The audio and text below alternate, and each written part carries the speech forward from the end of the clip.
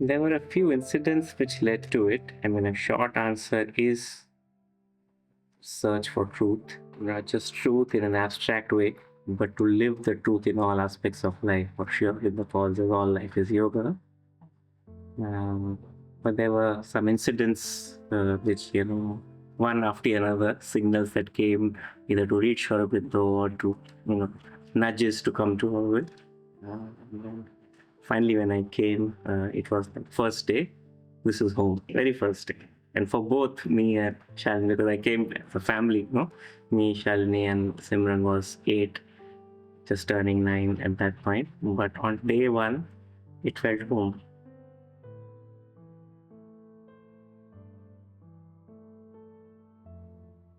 The same thing that brought aspiration to find the truth, to live the truth, Sri Aurobindo and Mother's force. She is so present and alive. So, despite its challenges, difficulties that we have in Auroville, the fact that it has been created with this intent, to be a willing servitor of the divine consciousness, to live in the spirit of all life is yoga.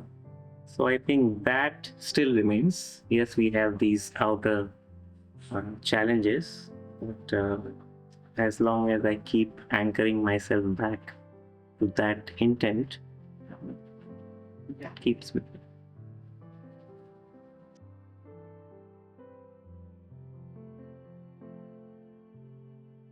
This is my 10th year. It has given so much, but the most precious thing is a relationship with the divine. Yeah, a very living relationship. I mean, it was a word. I've been a student of yoga since a long time. So it's not that it wasn't there, that aspiration was, that the connection wasn't there, but it became so strong and living here that this whole inspiration to just offer yourself fully, that joy of self-giving, joy of just offering yourself the divine, because the whole city is made with that intention. I think just living here has strengthened that faith, that surrender, that living relationship with the divine so strong that I think that's the most precious gift that all really has given. I think current challenges also, the way I see is they are, again, because we are here to manifest a city, we are all engaged in some outer work, and we get sometimes very passionate about the outer work that we are doing, and that sometimes we lose the inner anchor, because as the mother says, or even Sri Aurobindo about synthesis, no? Yeah. Different points of view, they are all part truth of the larger truth.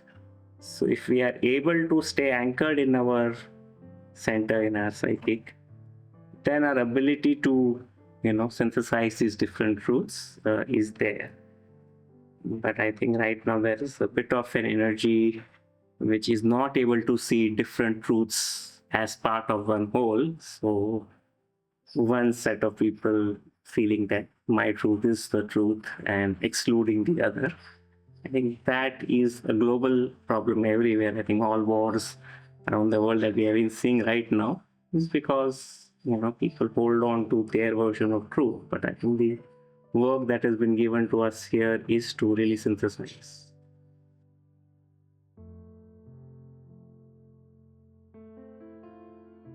Yeah, so since I've been here 10 years now, I have seen the first 5 years of Auroville before this governance change, and I have seen roughly the same amount of 5 years with this new shift in governance. And I would say the differences existed. Some of these challenges that we are facing now, I think existed before also. They were very much under the carpet, under the surface. Yeah. So this whole attitude that my truth is the right truth, I'm the instrument of the mother, and if I don't agree with your truth, then to negate the other person, to avoid, to use some force or power to negate that. I think as a culture of synthesis, overall, I'm not saying that it didn't happen at all, but at the governance level, at the economic level, in little bit of work that I got, I saw these differences were there, very much alive, whether it's a forest, city, or, economy, money, all that. So I think these differences I saw were there. And I think what the last 5 years has just brought those differences to the fore, maybe so that we can no more put them under carpet.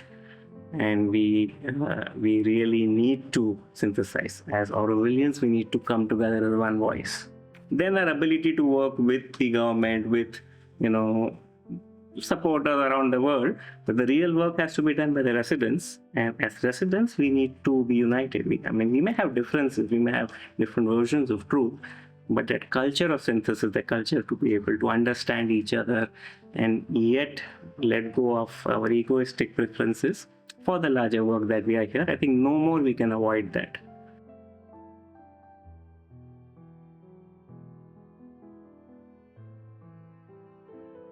To me, the first and the most important one is the inner sadhana that each of us do to not allow our mental, vital, egoistic preferences to take over and to stay rooted in our psyche.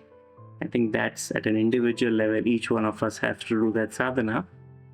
And as more and more we deepen that sadhana, then our ability to, like, I've been involved in this work of heart weaving over the last 4 years, where we've been doing our bit of, attempts to really hold space for those with different voices to come together.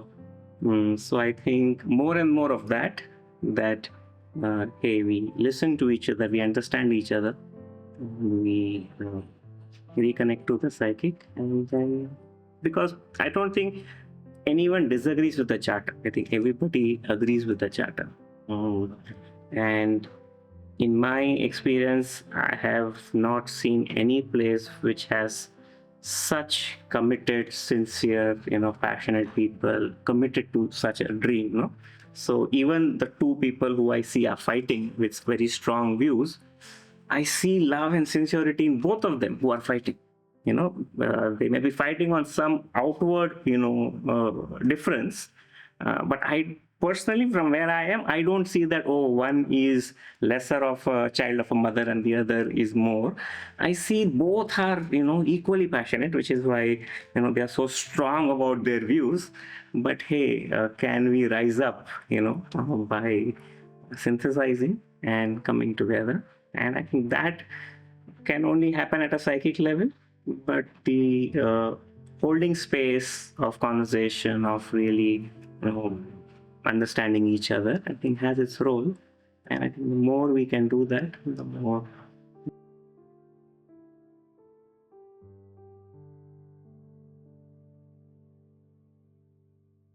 I think what gives me hope is that ultimately we are all portions of the divine. We all have that divine essence in each of us, and knowingly or unknowingly, we have come here only for that. There's a it's true that some people may have come more because, they may maybe architects, and they may be more drawn towards, forestry work, architects, outer work.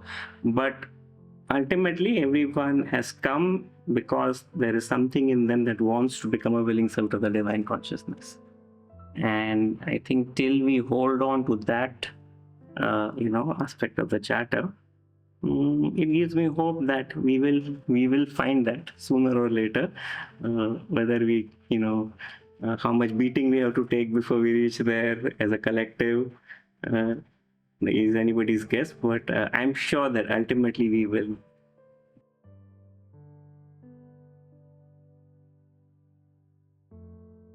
Where I want to give any message, but I think the message I would give to myself first, which I think would be a request to everyone, is that maybe stay rooted in that space of truth and love, within each of us, which is wide, which is all encompassing. And if we operate from that truth consciousness, love consciousness, we can progress towards where we intend to go.